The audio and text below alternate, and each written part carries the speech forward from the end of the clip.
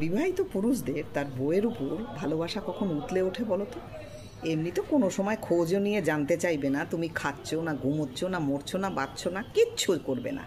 সে তোমার যা ইচ্ছা তুমি করো না কেন, তোমাকে পাত্তাও দেবে।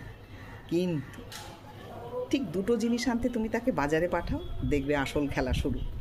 তোমাকে ফোন করে করে একেবারে পাগল করে ছাড়বে। তুমি তখন বুঝতেই পারবে না যে তাকে দুটো জিনিস আনতে পাঠিয়েছি না 10টা জিনিস আনতে পাঠিয়েছি। এমন ফোন করবে। তুমি ধরো কোনো কাজ করছো, সঙ্গে সঙ্গে একটা ফোন। তুমি কথা বলে যেই ফোনটা রেখে কাজ করতে আবার গেছো, সঙ্গে সঙ্গে আবার ফোন।